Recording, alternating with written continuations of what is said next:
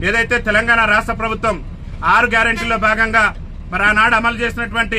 ఆర్టీసీలో మహిళలకు ఉచిత ప్రయాణం ఏదైతే ఉందో ఆ ఉచిత ప్రయాణం కారణంగా ఈ తెలంగాణ రాష్ట్రంలో ఉన్నటువంటి 30 లక్షల మంది వికలాంగులు ఆర్టీసీ బస్ ఎక్కాలంటేనే భయపడేటటువంటి పరిస్థితి ఈ రోజు దాపరించింది. ఇవాళ మహిళలు వచ్చి మాకు వికలాంగులకు ఉన్నటువంటి సీట్లలో కూడా ఆధిపత్యం చెలాయిస్తూ వికలాంగుల సీట్లలో కూడా వారు కూర్చోవడం వల్ల వికలాంగులు చాలా తీవ్రమైనటువంటి ఇబ్బందులు ఎదుర్కొనేటటువంటి పరిస్థితి ఉంది. కాబట్టి తెలంగాణ రాష్ట్ర ముఖ్యమంత్రి రేవంత్ రెడ్డి గారిని అదేవిధంగా తెలంగాణ రాష్ట్ర మంత్రి మరి పొన్నం ప్రభాకర్ గారు రవాణా శాఖ మంత్రికి ఉన్నారు కాబట్టి తక్షణమే బాధ్యత తీసుకొని వికలాంగులకు గతంలో ఉన్నటువంటి ఒక సీటుకు మరో 2 అదనపు సీట్లు కేటాయించి వికలాంగుల సీట్లలో వికలాంగులే కూర్చునే విధంగా రాష్ట్ర ప్రభుత్వం వెంటనే చర్యలు తీసుకోవాలని చెప్పేసి కూడా భారత వికలాంగుల హక్కుల పరిరక్షణ సమితి ఆధ్వర్యంలో ఈ రోజు వరంగల్ జిల్లా వర్ధనపేట ఆర్టీసీ బస్టాండ్ లో మేము చీరలు కట్టుకుని రాష్ట్ర ముఖ్యమంత్రి గారి కనువిప్పు కలగాలి, వికలాంగుల పరిస్థితి ఆర్టీసీ బస్సులు ఎంత దయనీయంగా తయారైందనేది రాష్ట్ర ముఖ్యమంత్రి గారి కనువిప్పు కలగాలని చెప్పేసి ఇలా చీరలు కట్టుకుని మా వికలాంగుల సమాజం ఇలా నిరసన వ్యక్తం చేస్తుంది. ఈ నిరసనతోనైనా రాష్ట్ర మంత్రి గారికి రాష్ట్ర ముఖ్యమంత్రి గారికి కనువిప్పు కలిగి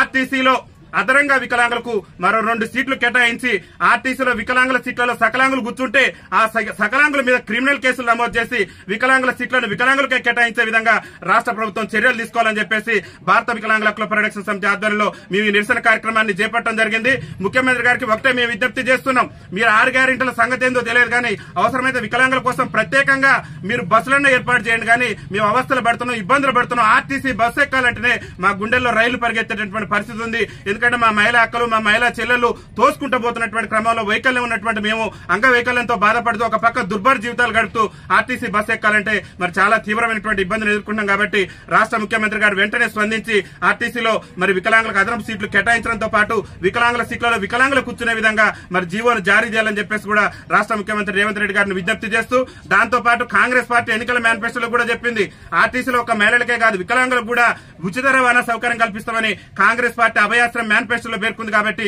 తక్షణమే ఆర్టీసీలో వికలాంగులకు 100% రాయితీతోని ఉచిత రవాణా సౌకర్యం కూడా కల్పించాలని చెప్పేసి కూడా భారత వికలాంగుల హక్కుల పరిరక్షణ సమితి తెలంగాణ రాష్ట్ర కమిటీ పక్షాన మేము విజ్ఞప్తి చేస్తూ ఈ రోజు ఈ నిరసన కార్యక్రమాన్ని చేపట్టడం జరిగిందని చెప్పేసి తెలియజేస్తూ వికలాంగుల ఐక్యత.